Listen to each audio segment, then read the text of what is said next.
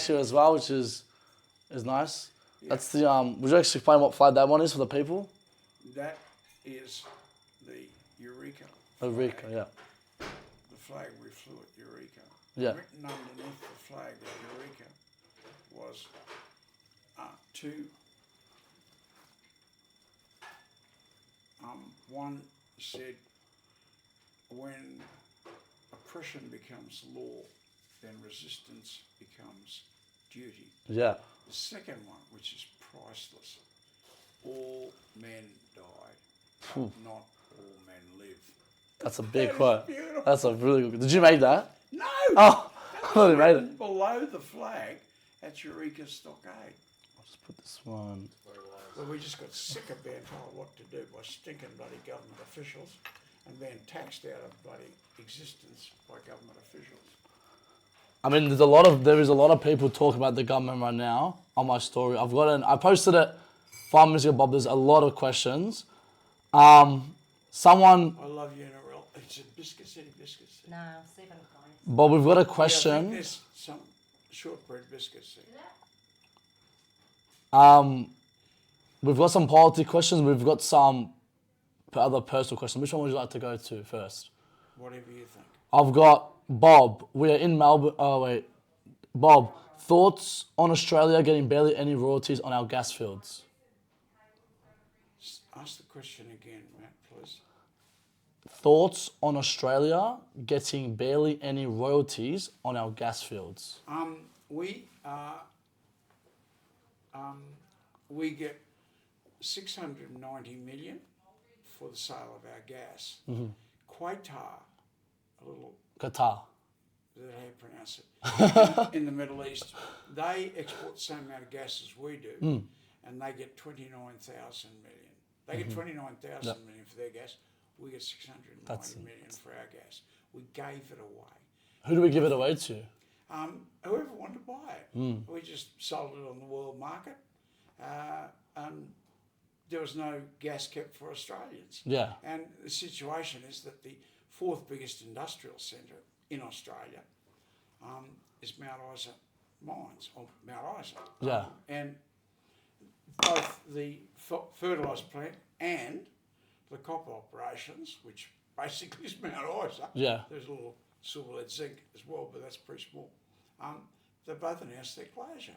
They're paying $16.60, and their competitors in France, in Russia and the United States, the big boys on the block, for example, fertiliser, they're paying $6. Okay. Else paying $6. Yeah. And, we're having to pay world market price. I mean, who the hell did that deal? Yeah. And we sold our gas for 6 cents. We're buying it back for $16.60 last month, and now it's about $19. Yeah. I just, who is running this country? The answer really is nobody. Well, that's the follow-up question I got is, what's your opinion on Albanese and how he's running this country for the future? Well, it's not him. It doesn't matter whether it was Morrison or, I don't know, all the prime ministers. And I hate to say that because I had great respect for John Howard, and I liked Morrison, and I got on extremely well with Kevin Rudd, believe it or not. Yeah. Probably the only one in Australia that did, but I did. There's a bit of history there. Well, interesting history. I was running Queensland before the government fell. Bloke was put in as leader was there because I put him there. Yeah. And so I was running the show.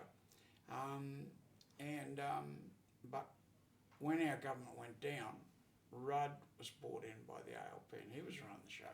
So he saw my work, and I saw his work, And he didn't do a bad job. He didn't do a good job. Yeah. But he didn't do a bad job, and that was a big thing. He didn't do a bad job. Anyway, story for another day. We've got someone... but I mean, sorry, yeah. We have 2 weeks supply of petrol. Yes. Don't believe the 4 weeks they're touting around. That's not right. 2 weeks petrol. So we've got example, the petrol's coming now.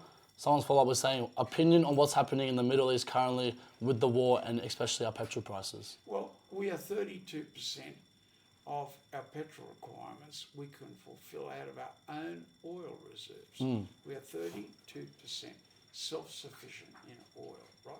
But we send the oil overseas and buy it back as petrol. Yeah. So we sell it for $8 billion, and we buy it back for $62 billion. So we're selling our own resources and buying it back.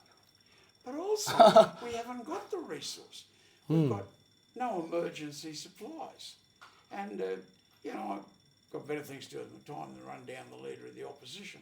But he was the transport minister, and he was ordered to put in emergency tanks in a period where there were Middle East upheavals and oil was cut off. He was ordered to put in emergency tanks, and he did. He put them in Texas, and I said, well, that's good. Texas is reasonably handy to Sydney and Brisbane, They said, not Texas in Australia, you idiot. Texas in the United... What do you put the emergency tanks on the eastern seaboard, the Atlantic seaboard of the United States, when they've got to go through the Panama Canal to get to Australia? Yeah. And if the Panama Canal's offside, you've got to go right around the bottom of South America. Like 2 or 3 months to... And I mean, now he's leading the opposition. Well, that'll give you some idea of what's going on in Parliament. Who is that exactly? What's his name? I don't want to name him, but The leader of he's the leader of opposition. the opposition now. You wouldn't know Not his in the name, would business you? of bad mouthing. Yeah. Yeah. Well, someone said, Bob, we're in Melbourne and sick of third world immigrants. I cannot recognise this city. What is your stance on immigrants at the moment? We, my PA and myself had to go to a meeting in Melbourne, and we walked down the street for about a kilometre, George Street, the main street in Melbourne. And when we got to where we were going, I said, how many did you count? And she said 38. How many did you count? I said, I counted 28. But all of the rest of the people, we passed about 2,000 people. They were speaking in a foreign language, and they were obviously, foreign people that had come to Australia. Yeah.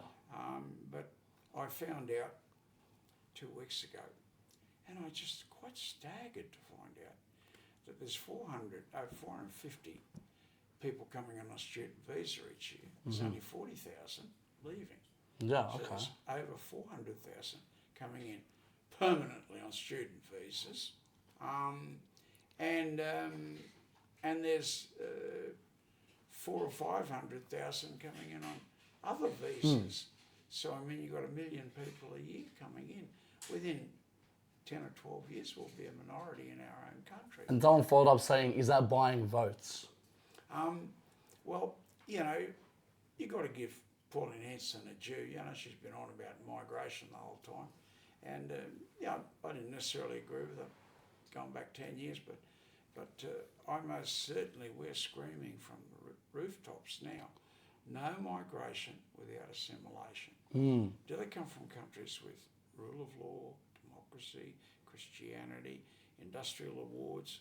And I mean, I would say at least a third. No. I mean, where do you think they're going to settle into this country? I think not the remotest background. And a lot of them don't want to. They're living in little ethnic enclaves, and quite frankly, I believe they hate Australians. And I won't beat around the bush, that North African mob and that Middle Eastern mob. And one journalist shouted out, hey, my family fits in that category. I said, so does mine. Yeah, so does mine. So if I could follow up with that, because that is the most asked question, is people are saying, what's your favourite Lebanese dish? Are you Lebanese? Mate, Stuff like that. What do you want to follow up that? I don't know anything about that. And it irritates me that someone would ask that. Yeah. I mean, my bloody family on one side went out to Cloncurry in the 1890s in a Cobb and Co stagecoach, and the other mob were perishing in the West Australian desert chasing gold. Yeah. Right? And you asked me about where my forebears come from. Yeah. Well, I'm not really interested one way or the other. Yeah. I mean, and I don't think, I'm you migrant. If they don't love their country they come from, they won't love our country either. So I'm not knocking people that love the country from which they come, but I don't want you here if you don't love my country. 100%, yeah, 100%. which should be your country. Are you for that Australia first, Australia always? I actually say that. Say Australia now, Australia ever, Australia now and for forever. Well, you know, that's a roll of honour that Roll of honour. my great uncle died at Gallipoli, and my great uncle died soon after release from Shanghai prison. You know, some grandparents went out to Cloncurry, and Colquhoun Wars was still on, you know, in the 1890s when they went to Cloncurry. And the other side were perishing in the desert chasing gold. So, I mean, I don't know where my bloody forebears come from. Someone in our family said, you know, we're 16 in the family tree. Well, I'm not interested. Yeah. You know, yeah. Oh, that's good. Pro diem ad patria. Yeah, whenever I, you know, someone wants one of my books or wants something signed, I always write Semper, Pro Diem, Pro Patria.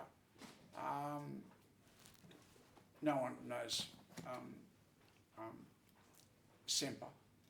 It means always, but everyone knows. English comes out of Latin, and here's a good example of it. Pro Diem, I mean, for the deity. Yeah. Do you know any? And pro patria, Yeah. obviously for the fatherland. You Yeah. know, for Australia, for God and for country. Yeah.